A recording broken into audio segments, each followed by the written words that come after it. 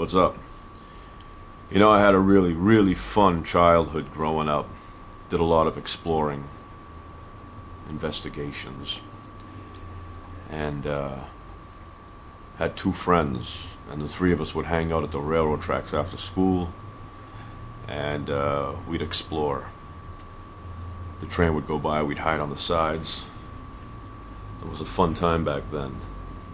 It's like nobody really thought not to let the kids, play and enjoy their childhood. Like today, parents are constantly watching their kids. Where are they? Where'd they go? Things happened in those days too, but for some reason it was freer time back then.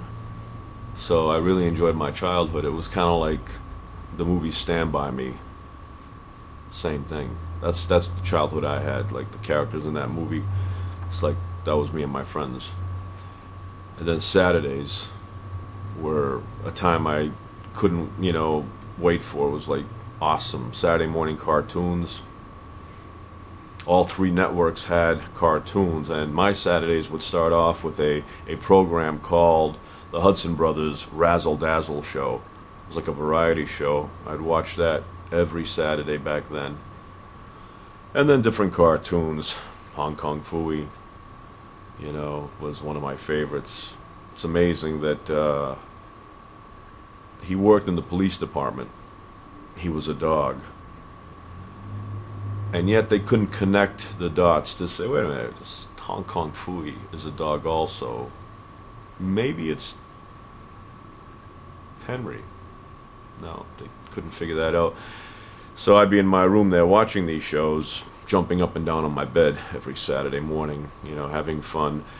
And then there was the Mighty Isis Shazam hour.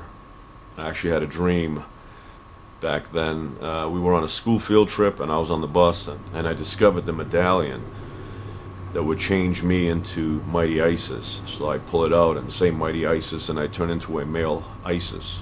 I'd be able to fly. I had all these powers, and it's just an awesome dream. And then I woke up. I was pissed off. And Shazam is even better than Superman, because Shazam looked different when he was that Billy Babston, whatever he was called, Batson. Anyway, he looked different physically, and he would say Shazam, and then he would become like an adult-looking person, and nobody could recognize him. Where Superman, the only disguise he had was putting the glasses on and taking them off. The glasses off, he was Superman, and put the glasses on, he was Kent.